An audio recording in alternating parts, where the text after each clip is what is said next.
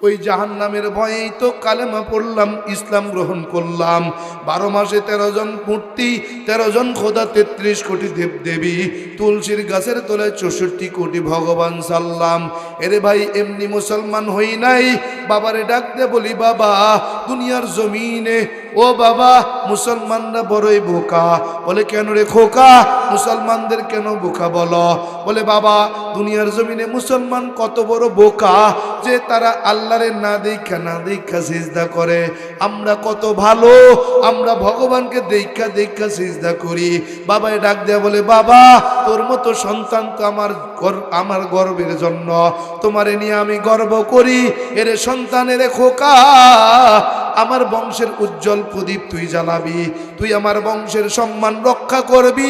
আমি বললাম বাবা আগে ভাবতাম মুসলমান বড় বোকা, আমরা বড় ভালো ভাই, এখন ভাবো না? আমি বললাম না না, আপনি আমারে পণ্ডিত বানাইবার পর, ডিগ্রি নিবার পর গবেষণা কইরা দেখলাম দুনিয়ার জমিনে মুসলমান বড় ভালো, আমরা বড় বোকা। বলে কেন? আমি বললাম বাবা আপনি কি আমাদের ধর্মগ্রন্থ বেদ মানেন? বলে কেন নয়? আমি বললাম বাবা মন্ত্র কি মানেন? বলে হা হা। বলে বাবা আমাদের ধর্ম বেদ বলে না তাস্তে প্রতিমা আসতে। বলে মানে কি? আমি বললাম সৃষ্টিকর্তার প্রতিমূর্তি নাই, প্রতিছবি নাই, আকার নাই, আকৃতি নাই, ধরা যায় না, দেখা যায় না, ছোঁয়া যায় না, লাল নীল হলুদ না সবুজ তা অনুভবও করা যায় না। বাবা বলে কি বলো? আমি বললাম বাবা আমরা যে এই 12 মাসে 13 পূজা করি, 33 কোটি দেব দেবী মানি, তুলসীর গাছের তলায় 64 কোটি ভগবান মানি, এর প্রমাণ দলিল পত্র কোথায় আছে জানোনি? বলে না না আমার জানা নাই। আমি বললাম বাবা এই মন্ত্র কি আপনি মিথ্যা বলেন নাকি সত্য? বলে না না বেদের মন্ত্র মিথ্যা বলা যায় না, বেদের মন্ত্র নিশ্চয়ই সত্য।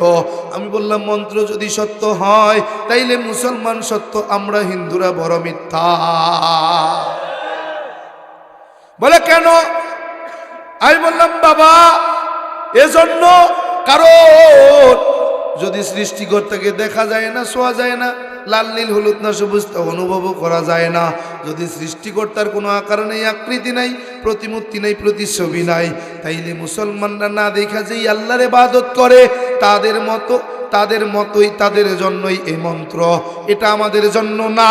বলে আমরা 12 মাসে 13 জন খোদাকে দীক্ষা পূজা করি, ওরা কিন্তু একজন খোদাকে না দেখাই সিজদা করে। বলে বাবা তুমি তো বুঝো না, ছোট মানুষ মাত্র পণ্ডিত হইয়া তুমি বাড়িতে আসছো, এরে বাবা তুই বোঝো না আমরা কেন মূর্তির পূজা করি কেন? বলে বাবা যেইটাকে না দেখা মানতে বড় কষ্ট হয়, আমাদের শ্রদ্ধা আসে না, আমরা ভগবানকে দেখা সিজদা করি, ভগবানকে দেখা সিজদা করিয়া জন্য। বলে কেন?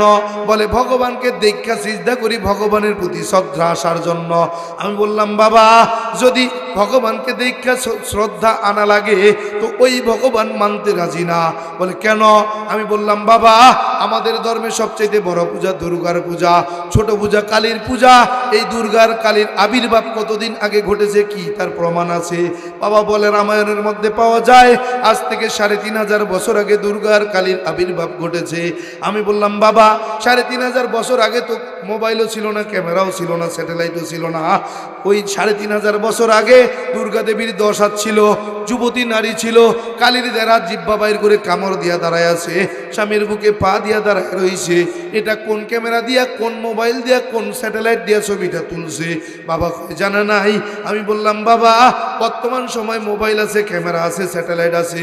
আজ থেকে 5000 বছর পরে যদি কেউ বলে আমি রামচন্দ্র কেমন ছিলাম তার একটা ছবি বের করা যাবে, কিন্তু 3500 বছর আগে তো ক্যামেরাও ছিল না, মোবাইলও ছিল না, স্যাটেলাইটও ছিল না। এই ছবিটা কে দেখছে কি তার প্রমাণ আছে? প্রমাণ লাগবে না? বাবা কয় কি বলতে চাও? হ্যাঁ বললাম বলবো কি, আপনাকে বলার মতো আমার কিছু নাই, জানতে চাই। বলে কি জানতে চাও? আমি বললাম বাবা বলতে চাই, জানতে চাই। বলে কি জানবা? আমি বললাম বাবা 12 মাসে 13 জন খোদা, 33 কোটি দেব দেবী, তুলসীর গাছের তলায় 64 কোটি ভগবান, এর কোথায় আছে কি তার প্রমাণ? বাবা কয় জানা নাই। আমি বললাম বাবা সৃষ্টিকর্তা একজন, তার আকার নাই সাকার নাই, কেমন? বলে বাবা বলে কেমন? আমি বললাম বাবা একম বা দ্বিতীয়ম। বলে মানে কি?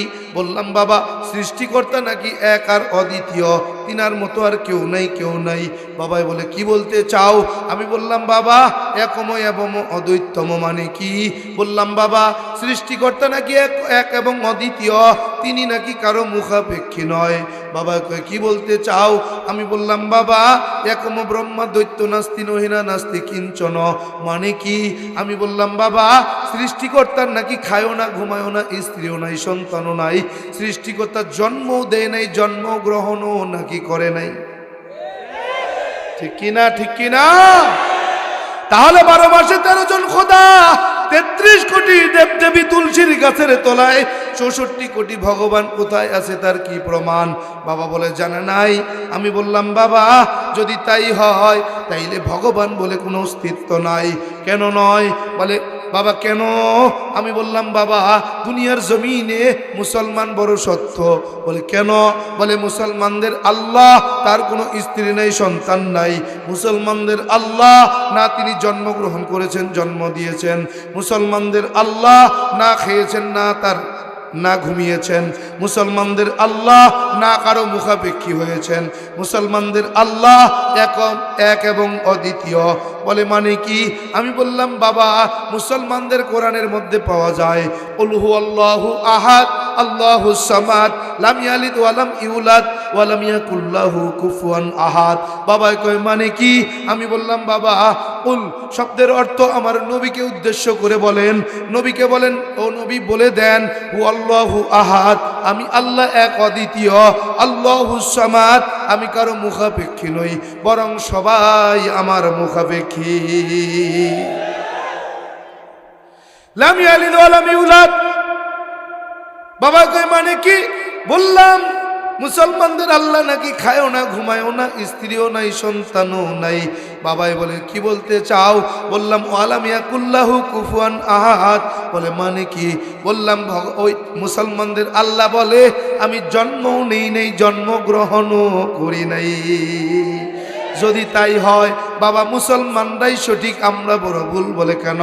আমি বললাম ভগবানের ভগবতী আছে, ঈশ্বরের ঈশ্বরী আছে, শিবের দুর্গা আছে, ব্রহ্মার সরস্বতী আছে, বিষ্ণুর লক্ষ্মী আছে, কৃষ্ণের রাধা আছে। তার মানে ভগবানের কোনো স্ত্রী হতে পারে না। এরা আমার কেউ ভগবান নয়। বাবাই বলে কি বলতে চাও রে খোকা? আমি বলি বাবা কিছু বলতে চাই না, জানতে চাই। বাবাই কয় কি জানবা? আমি বললাম বাবা গো তাহলে শোনেন, ভগবান আল্লাহ কখনোই কিন্তু এক নয়। অবশ্য আমাদের কিছু মুসলিম সন্তান, মুসলিম ভাইরা আছে, মাঝে মাঝে কয় যেই আল্লাহ সেই ভগবান। কয়নি আসেনি। যেই মুসলমান বলবে যেই আল্লাহ সেই ভগবান, ফতোয়া দিয়া গেলাম কোনো দলিল ছাড়া, প্রমাণ ছাড়া, তর্ক ছাড়া, তুই টাটকা নির্ভেজাল বেঈমান। তুই যদি আবার মুসলমান দাবি করতে চাও, কালেমা পড়া ছাড়া মুসলমান হতে পারো না। কথা বলেন আল্লাহর ভগবান এক নয়। বাবাই কয় কেন? যেই আল্লাহ সেই ভগবান। আমি বলি না, যেই আল্লাহ সেই ভগবান নয়। আল্লাহ হলো একক ভগবানের ভগবতী। বাবাই কয় কেন? শাব্দিক অর্থে যদি দেখি ভগবান বলতে এক, আল্লাহর ভগবান এক। আমি বললাম না, আল্লাহর ভগবান এক হতে পারে না। বলে দলিল দিয়া, যুক্তি দিয়া বুঝাইয়া দাও। যুক্তি নয় দলিল দিয়া বুঝাইয়া দেই। বাবাই কয় কি দলিল তোমার কাছে আছে? বললাম বাবা আমরা যারা বাংলা ভাষায় কথা বলি, আমাদের মাতৃভাষা বাংলা, আমাদের ধর্ম হিন্দু, আমরা যখন আমাদের সৃষ্টিকর্তাকে ডাকি তখন কি বইলে ডাকি? কয় ভগবান। কয় ভগবান। আমরা বাঙালি, আমাদের মাতৃভাষা বাংলা, এই জন্য সৃষ্টিকর্তাকে ডাকার সময় বলি ভগবান। লিখার বেলায় যখন বাংলা ভাষায় আমাদের ভগবানের নাম লিখি তখন কি লিখি? বলে ভগবান। আমার হিন্দু ভাই যারা ওই আমেরিকার জমিনে বাসিন্দা হয়ে গেছে, যখন তারা ইংলিশে কথা বলে, ইংরেজিতে, ওদের মাতৃভাষা ইংলিশ, ইংরেজিতে যখন তারা তাদের ভগবানকে ডাকে কি বইলা ডাকে? গড। হিন্দিতে যারা কথা বলে, আমার হিন্দু ভাইরা হিন্দি ভাষায় যখন তাদের ভগবানকে ডাকে তখন ভগবান বলে না, বলে ঈশ্বর। কথা বলেন।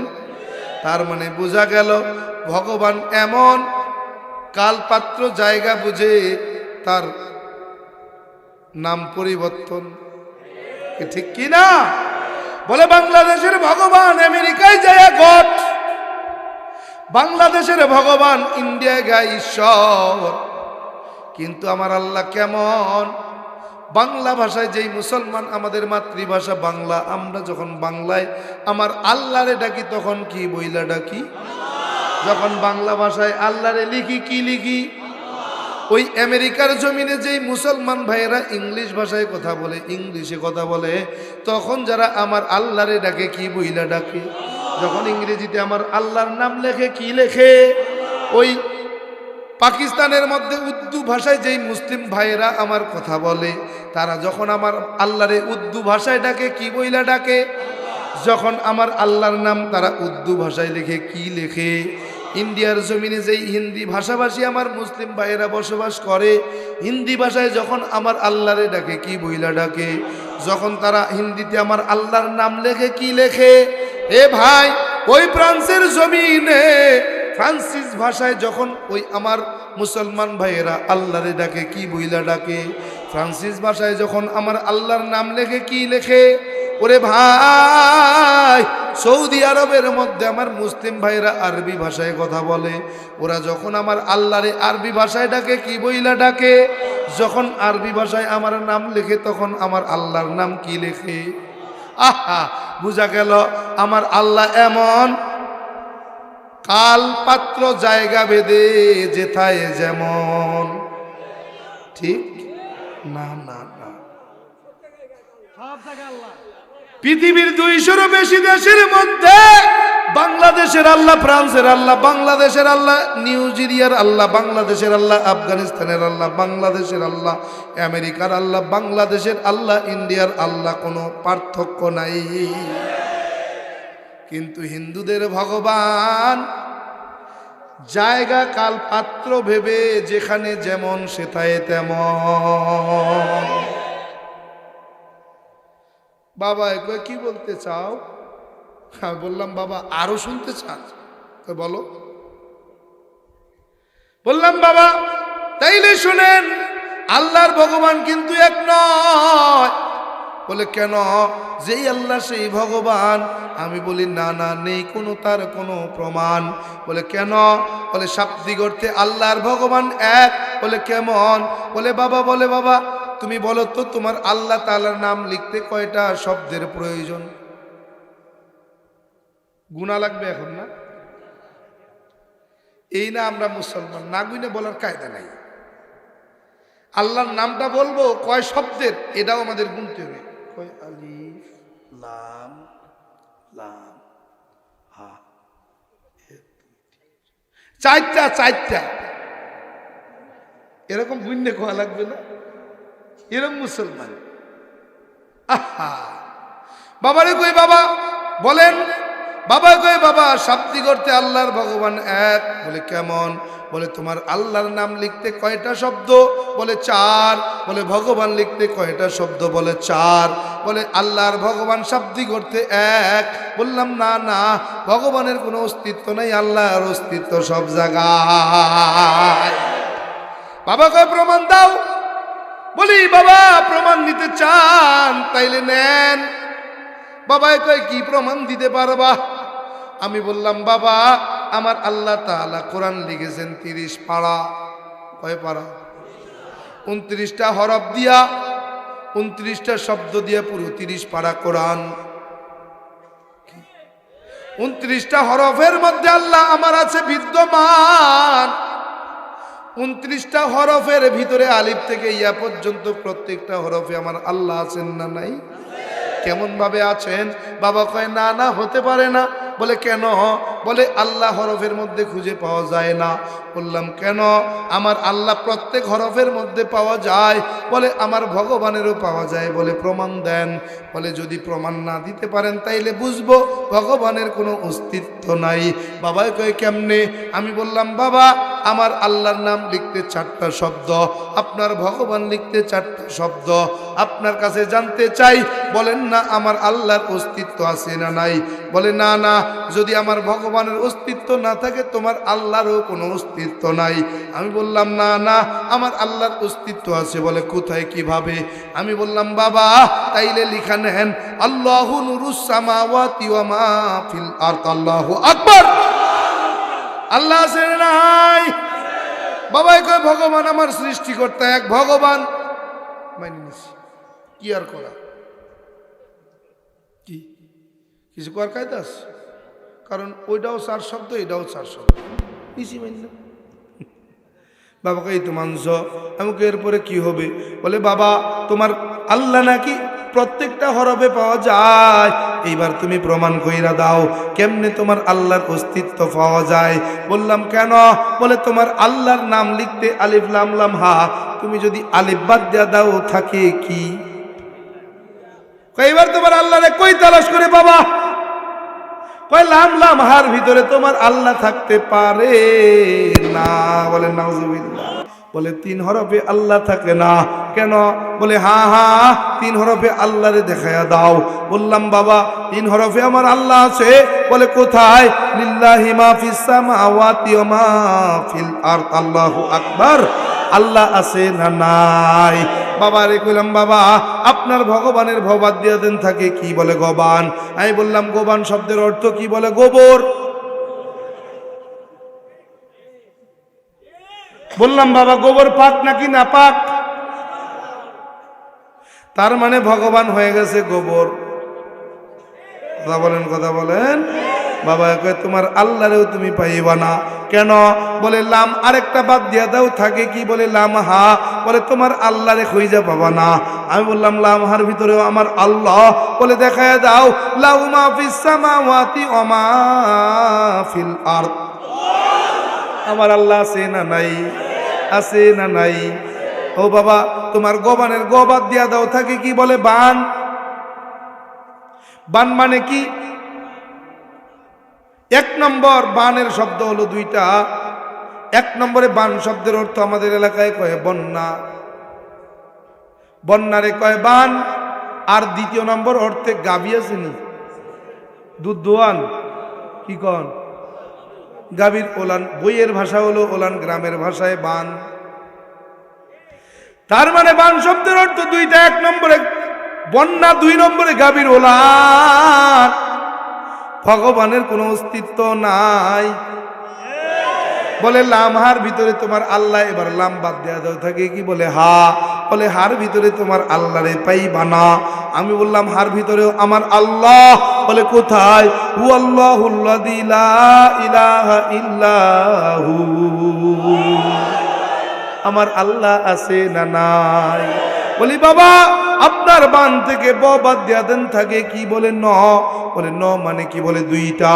1 নম্বর গণনার ক্ষেত্রে আমরা আঞ্চলিক ভাষায় যখন গণনা করি বলি 5 6 7 8 9 10। 1 নম্বর অর্থে হলো ন মানে নয়। 2 নম্বর অর্থ ন মানে নাই। তার মানে ভগবানের কোনো অস্তিত্ব নাই। বাবাই কয় বাবা আর কি তোর কিছু বলার আছে?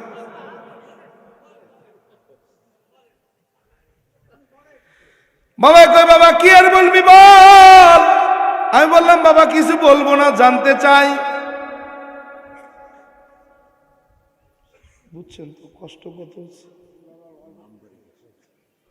আপনার তো মামু বাড়ির দেশ। আসলে 12টা বাজে। আমি যে এতক্ষণ বয়ান করতে পারবো এটাই কি কল্পনা করি নাই। দেখছেন অনেকেই আমি আসার পরে কিন্তু অসুস্থ হয়ে পড়ছিলাম, এমন একটা অবস্থা হয়ে গেছিল যে আমি বয়ান করতে পারবো না, 12টা বাজে। আচ্ছা 10 মিনিটের মধ্যে শেষ করে দিচ্ছি ইনশাল্লাহ।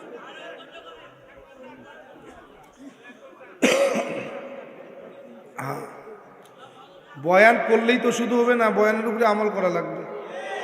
এই যে এতক্ষণ যা বলছি, যতটুক বলছি ওইটুকুই যদি আমল করি তো মোটামুটি কামিয়াবি, কি ঠিক না? আল্লাহর ওলি ওলিয়ে কামেল হযরত বড় পীর আব্দুল কাদের জিলানী রাহিমাহুল্লাহ বয়ান করতেছেন এভাবে। এক শাগরেদ আইসা বসছে সামনে, 5 মিনিট বয়ান শুনছে, আবার উঠে হাঁটা দিচ্ছে। আল্লাহর ওলি ডাক দিয়ে কয় এদিকে যাও। কই বাড়ি? কেন আসলা, কেন যাও কেন? কয় হুজুর যেটুক বয়ান শুনছি আগে আমল করে আই। কি কয়? যেটুক শুনছি আগে আমল করে আই। কয় কি শুনছো? কয় সত্য ধরো মিথ্যা ছাড়ো। কি? সত্য ধরো মিথ্যা ছাড়ো, এইটুকের উপরে আগে আমল করে আহি, এরপরে আবার শুনবো। এখন রাত জেগে বয়ান শুনাইলাম, বয়ান করলাম, লাভ কি? ফজরের নামাজ কাজা। কি ফজরের নামাজ কাজা হইলে এই বয়ান শুনে কোনো ফায়দা হবে? এই যে এতক্ষণ কানছেন আপনারা, এতক্ষণ যে কানছেন, কান্দাইছি আমি অবশ্য না, আল্লাহ কান্দাইছি। এই যে কানছেন, যদি ফজরের নামাজ কাজা হয় কান্দার কোনো দাম আছে? হ্যাঁ, এজন্য 10 মিনিটের মধ্যে বয়ান শেষ হবে ইনশাআল্লাহ। আমরা বাড়িতে যাব, ঘুমাবো, রীতিমতো কোনো আর শব্দ হবে না, যা ঘুম দিয়া ফজরের নামাজ পড়বো পারবো না ইনশাআল্লাহ। আবার কোনো সময় আসলে আবার শোনাবো, একবারে শেষ করলে আর তো দাওয়াত দিবেন না। এজন্য কিছু জমাও তো রাখার দরকার। হ্যাঁ, জমা না রেখে গেলে তো আপনি আগামী বছর আমার দাওয়াত দেবেন না। তাহলে আগামী বছর যেন দাওয়াত দেন, সেই রাস্তা করে যাওয়া লাগবে না, নাহলে আমি না খাই মরবো না। ও না খায় কেউ মরে না। আবার রসুল বলেন, যার দুনিয়াতে একটা চাল পরিমাণ রিজিক বরাদ্দ থাকবে সে ততক্ষণ পর্যন্ত হায়াতে বেঁচে থাকবে। যখন তার রিজিক শেষ হয়ে যাবে, দুনিয়াতে আর কিচ্ছু নাই, তখন তাকে আল্লাহ তুলে নেবে। কিন্তু রিজিক থাকা পর্যন্ত আপনার আমার মৃত্যু হবে না, এই বিশ্বাস থাকতে হবে। ঠিক কি না? হ্যাঁ, বন 10 মিনিটে একবারে কমও বলা যায় না, অনেক কথা বলা যায়।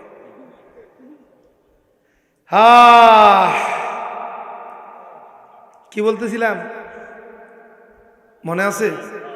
হ্যাঁ, কন্দি কি কইছিলাম? হ্যাঁ, ভগবানের কোনো অস্তিত্ব নাই, পাইছেন? আরো বলবো? আরো না, আর বলবো না, এবার শেষের দিকে যাই। এটা মাঝখানে কিছুটা গ্যাপ থাকলো, মনে করা লাগবে না? হ্যাঁ তাই তো, ওটা মাঝখানে থাক জমা, শেষের দিকে যাই। ও বাবার,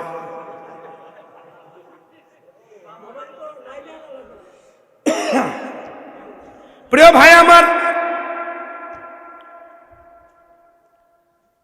বাবার কাছে গিয়ে বলি, বাবা ভগবানের কোনো অস্তিত্ব নাই। বাবা কই কেন কেন কেন? বলে এই জন্য, যেই আল্লাহ সেই ভগবান নয়।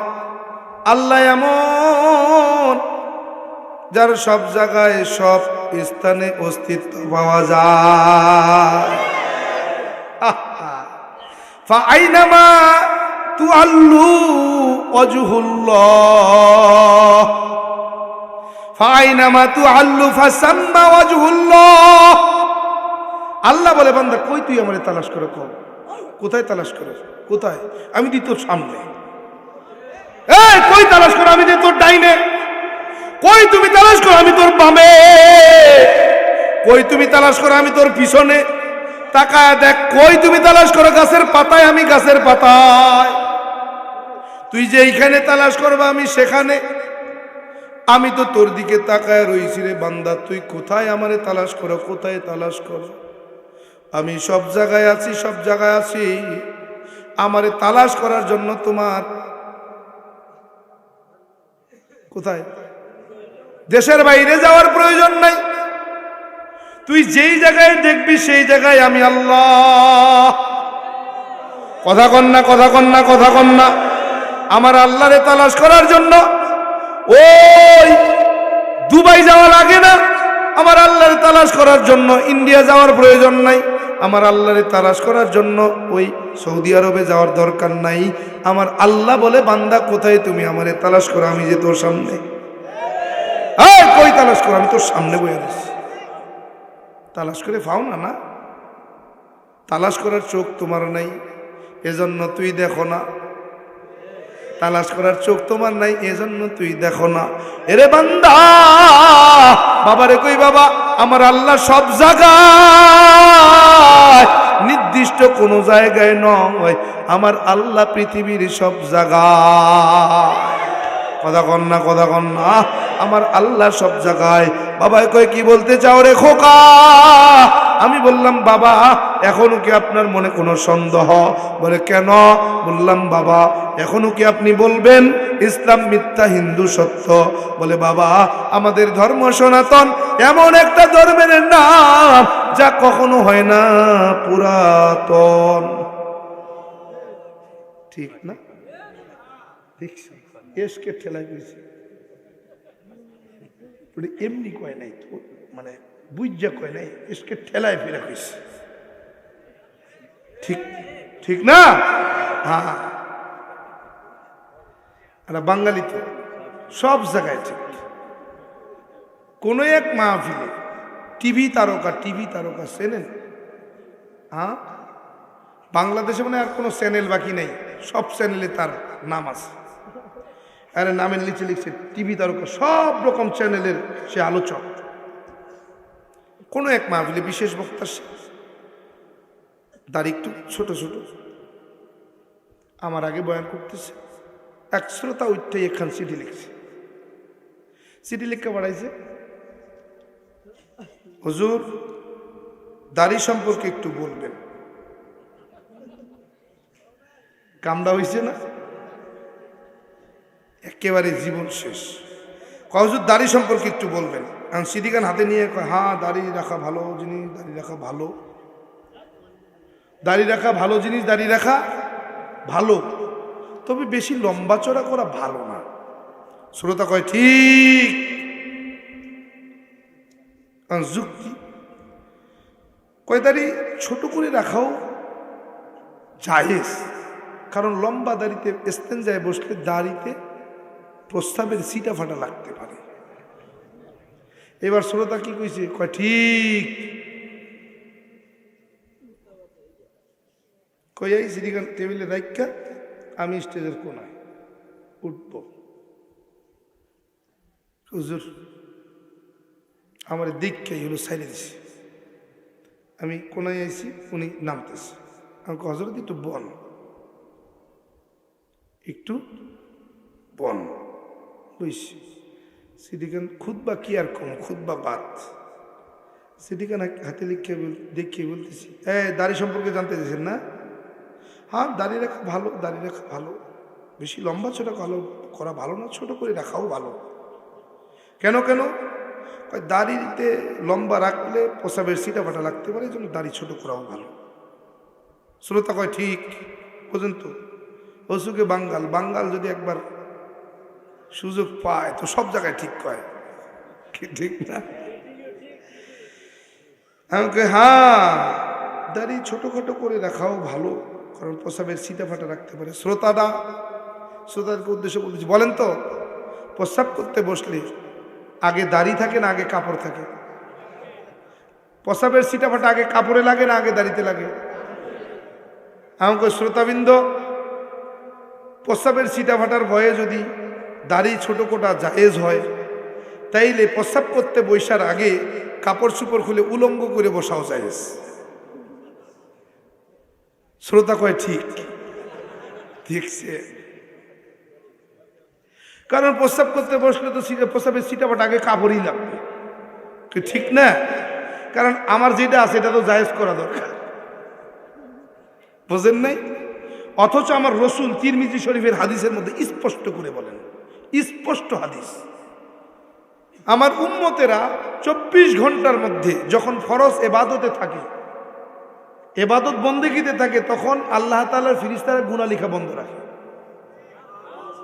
কিন্তু একদল উম্মতের আমলনামায় এবাদতের মধ্যে থাকার পরেও তার আমলনামায় কবিরা গুনাহ লেখা বন্ধ হয় না। সাহাবায়ে কেরাম বললেন, ইয়া রাসূলুল্লাহ, তাদের পরিচয় কি হবে? আমার নবী বলেন, যারা দাড়িকে কেটে সেটে এক মুষ্টির নিচে রাখবে, এরা যদি আল্লাহ তাআলার ফরজ হুকুম নামাজেও থাকে, তখনও ফেরেশতারা তাদের আমলনামায় কবিরা গুনাহ লিখতে থাকে। কারণ এরকম এক মুষ্টির নিচে দাড়ি কেটে দাড়ি ছাটাছাটি আসে না নাই?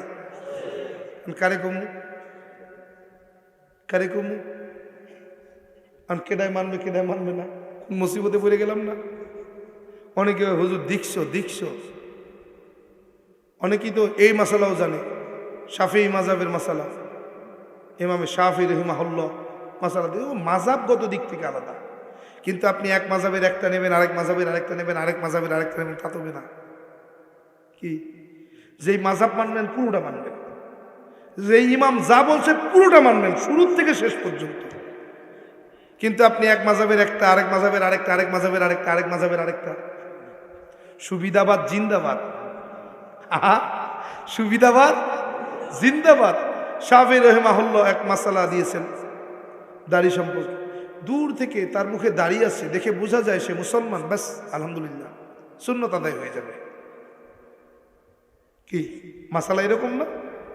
হ্যাঁ, কিন্তু মাসালার গভীর গতি। ইমাম শাফিঈ রাহিমাহুল্লাহ কে ছিলেন? বলে ইমামে আজম হযরত আবু হানিফা রাহিমাহুল্লাহর ছাত্রের ছাত্র। আর গোড়ারটা মানবেন না পরেরটা মানবেন? চিন্তা করা যায়, কি সুবিধাবাদ জিন্দাবাদ। সব জায়গায় আছে, কোনোটা ছাড়বে না। হ্যাঁ, আপনি যদি ওটা মানেন তো পুরোটা ধরে মানবেন, আপনার কাছে কোনো সমস্যা নাই। দাড়ি রাখতে হবে, আমি নবীর উম্মত। প্রত্যেকটা সেক্টরের এক একটা পোশাক আছে না? আছে না নাই? আপনি কোম্পানিতে চাকরি করেন, এক এক কোম্পানির পোশাক এক এক রকম। হ্যাঁ, ওষুধ কোম্পানির কিছু কোম্পানি আছে যেখানে দাড়ি রাখা হারাম মনে করে তারা, আছে না? বাংলাদেশে এমন কিছু কোম্পানি আছে যেখানে দাড়ি রেখে চাকরি করা যায় না, আছে না? এই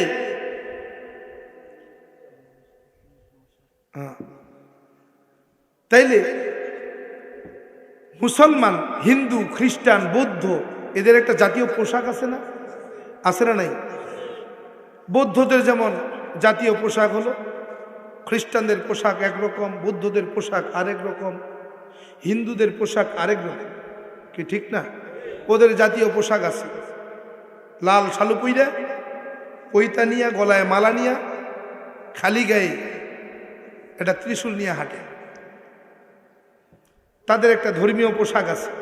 আমাদের ধর্মীয় পোশাক আছে না নাই? আমাদের ধর্মীয় পোশাক কি বলে? টুপি, দাড়ি আর লম্বা জামা। কি এটা মুসলমানের জাতীয় পোশাক? জাতীয় পোশাক, ঠিক না? প্রিয় ভাই, আপনাকে রাস্তাঘাটে দেখলে আল্লাহ তাআলা কোরআনে হিকিমের মধ্যে বলেন লিবাসুত তাকওয়া। ওই পোশাকটা তাকওয়ার পোশাক। কোন পোশাক? তাকওয়ার পোশাক। কোনটা? বলে যেই পোশাক দেখলে আল্লাহ এবং রসুলের কথা স্মরণ হয়। আল্লাহ এবং রসুলের কথা স্মরণ হয়, এই পোশাকটা হলো আল্লাহর প্রিয় পোশাক, লিবাসুত তাকওয়া। কি ঠিক কিনা? এখন যদি একজন প্যান্ট শার্ট টাই পরে হাইটে যায়, ওরে দেখে তো আমার আল্লাহর কথা খুব স্মরণ হবে। ওই লোকটা খুব আল্লাহওয়ালা রে। হ্যাঁ, ওই লোকটারে দেখে তো আমার রসুলের কথা স্মরণ হবে। আহা, দেখছো রসুলের কত সুন্নতের আমল করে, ওরে বাবা আশিকে রসুল। হ্যাঁ, কিন্তু একজন দাড়ি টুপিওয়ালা লম্বা জামাওয়ালা যদি রাস্তায় দিয়ে হেঁটে যায়, দেখছো ছেলেটা কত ভদ্র, কত বড় আল্লাহওয়ালা। কথা কন না? দেখে বলবে দেখছো কেমন আশিক, এইটুক বয়সে দাড়ি রাখছে রে, মাথায় টুপি, লম্বা দাড়িও, জামাও পরছে। কি ঠিক কি না? তার মানে বোঝা গেল কি, লিবাসুত তাকুয়া, তাকুয়ার পোশাক কোনটা? টুপি, দাড়ি আর লম্বা জামা। দাড়ি কেমন? বিশ্বাস করবেন না, আমি প্রথম আমার জীবনের মসজিদের ইমামতি করতে গেছি। ওইখানে একজন ডাক্তার আছে, হোমিও ডাক্তার, নাম বলবো না, আবার ওই জায়গার লোকজন পরিচিত থাকতে পারে। তো হিন্দু ডাক্তার, আমি চিনিও না, মুখে সুন্দর চাপদারি, ছোট ছোট। ফজরের নামাজ পড়ে বাজারে চা খাইতে গেছি, নিয়ে গেছে কমিটি প্রথম দিন। ওই ভদ্রলোক চেম্বারে আসার জন্য গাড়ি নিয়ে রওনা করছে ব্রিজের উপরে, দেখিয়ে দিছি আসসালামু আলাইকুম। মুয়াজ্জিন বলছে, হুজুর কারে সালাম দেবেন? কয় ভাইজান রে। ওদি হিন্দু। ধর্মিয়া জানেন আপনি হিন্দু মানুষ এত সুন্দর দাঁড়িয়ে রাখে? কয় সত্যি সেই হিন্দু। চিন্তা করা যায়, এত সুন্দর করে চাপদাড়িটা রাখছে। আমাদের কিছু মুসলমান রাখেনি।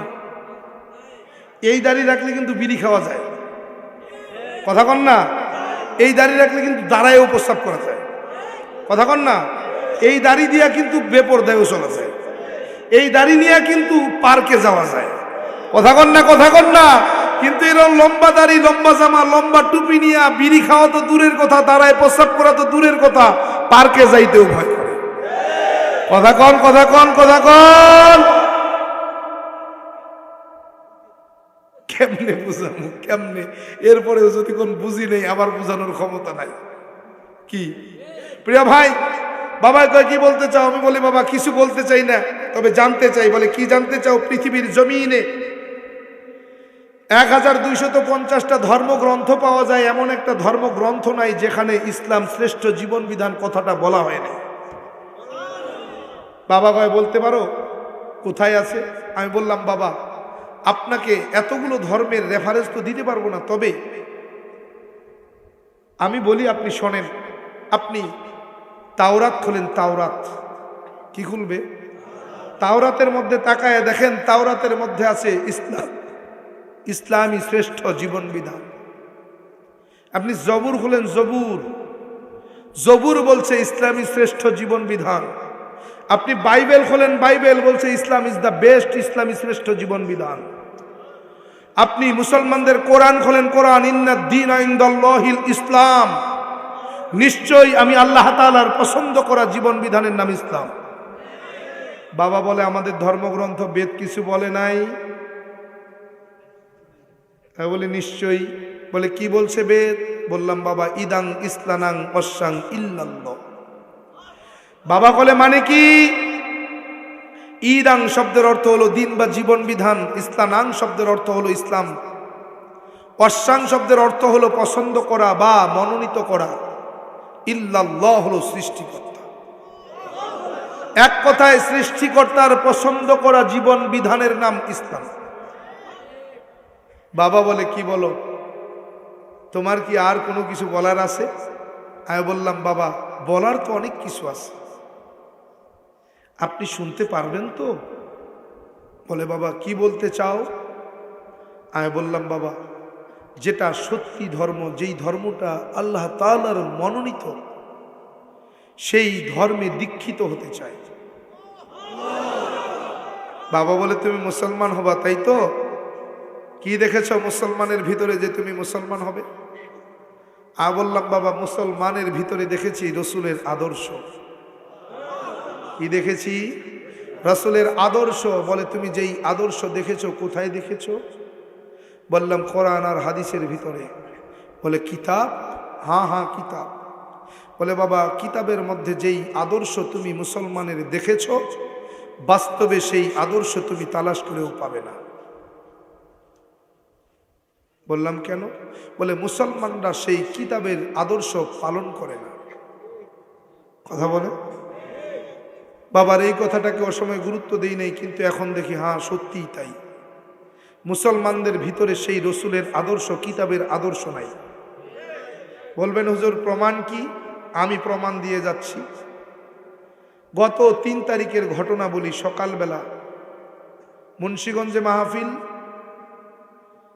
সরিষাবাড়ি জামালপুর থেকে রওনা করেছি, মির্জাপুর টাঙ্গাইলে এসে কোনো এক পাম্পে তেল নিয়েছি। আমার ট্যাঙ্কি, গাড়ির ট্যাঙ্কিটা হলো 90 লিটারের। যখন পাম্প পর্যন্ত গেছি তখন তো তেল কিছু ছিল না, একবারে কিছু না থাকলেও 1 লিটার, হাফ লিটার তো কমপক্ষে ছিল। ট্যাঙ্কিতে তেল ঢালতে ঢালতে 98.50 মানে 98.5 লিটার তেল ঢাকছে। ট্যাঙ্কি কত লিটারের? 90 লিটারের, ঢুকছে কত? 98.5 লিটার। আমি পাম্পের কর্মচারীকে ডাক দিয়ে বললাম, ভাই ট্যাঙ্কিটা তো আমার 90 লিটারের, 98.5, 98.5 লিটার তেল কোথায় ঢুকালেন? বলে, হুজুর তা তো জানি না, চুরি তো করি নাই। আমি বললাম, ভাই 8.5 লিটার তেল কোথায় দিয়েছেন আমাকে দেখান না। বলে, হুজুর আপনি কি মনে করেন আমরা চুরি করছি? আমি চুরির কথা তো বলি নাই। তখন মনে পড়লো, আরে সেই কাঁঠাল চোরের ঘটনা। কোন চোর জানেন? ঘটনা জানেন? এক এলাকায় কাঁঠাল চুরি হয়েছে। কাঁঠাল গাছের মালিক মোড়লের কাছে সালিশ চাইছে, মোড়ল সাহেব আমার গাছের কাঁঠাল চুরি হয়ে গেছে, এর কিন্তু সালিশ করে দেওয়া লাগবে। বলে, কাঁঠাল চোর ধরা পড়ছে? কয় না। কয় তাহলে সালিশ করবো কেমনে? বলে, কেমনে করবেন জানি না, আমারে যদি আপনার দলে রাখতে চান তো কাঁঠালের সালিশ করে দেওয়া লাগবে। বলে, ঠিক আছে, কি আর করা, যাও 3টার সময় গোটা এলাকায় খবর দাও, 3টার সময় ওই প্রাইমারি স্কুল মাঠে সালিশ হবে। গ্রামের সব লোক ছোট থেকে বুড়ো সব এসে হাজির। মোড়ল মাইকে বলতেছে, আপনাদেরকে কেন ডাকা হয়েছে আপনারা কি জানেন? বলে, কাঁঠাল চোরের সালিশ হবে। তো মোড়ল সাহেব, কাঁঠাল চোর কি ধরা পড়ছে? বলে, না না, ধরা পড়ে নাই। কই তাইলে কেমনে এই কাঁঠাল চোরের সালিশ হবে? বলে, মোড়ল বলে, তোমরা চিন্তা কইরো না, কাঁঠাল যে চুরি করছে এই মজলিসেই সে আছে। কোথায় আছে? এই মজলিসেই আছে। কই তাইলে ধরেন, ধরে আমাদের সালিশ দেখান, সালিশ করেন। কে সেই চোর? বলে যে, সম্মানিত উপস্থিতি, কাঁঠাল যে চুরি করছে এই মজলিসেই আছে, তার মাথায় এখনো কাঁঠালের কষ লেগে আছে। কি লেগে আছে? কষ। কাঁঠাল চোর হাতায় তাড়াতাড়ি করে, সর্বনাশ, ধরা কি পেরিয়ে গেলাম। সব মানুষগুলো চুপচাপ বসে রয়েছে, কিন্তু ওই একজন ব্যক্তি মাথায় হাত নাড়াচ্ছে। মোড়ল বলতেছে, ওই দেখো চোর, ওই যে চোর, ওই যে, ধরো ধরো ওইটারে ধরো। চোর বলতেছে, মোড়ল সাহেব আমি চুরি টুরি করি নাই। মাথায় হাত দিলি কে? কয় দেখলাম যে মাথায় আছে কিনা। তা আমি তো বলি নাই 8.5 লিটার তেল তোমরা চুরি করছো, আমি বলছি 8.5 লিটার তেল তোমরা কোথায় দিছো। কি? আমি যখন ভোক্তা অধিদপ্তরে ফোন দেব, ফোন দেওয়ার জন্য ফোন বের করছি, বলে, হুজুর একটু দাঁড়ান না। মালিকরে ফোন দিছে, কয় মালিক সর্বনাশ ঘটে গেছে। কি? কয় এই ঘটনা, 90 লিটারের ট্যাঙ্কিতে 90.5 লিটার তেল চলে গেছে। এখন তো ভোক্তা অধিদপ্তরে ফোন দেওয়ার জন্য তিনি নম্বর বের করছে, মোবাইল বের করছে, ভোক্তা অধিদপ্তরে ফোন দিবে। কি করবো? কয় ফোনটা হুজুরের কাছে দেন।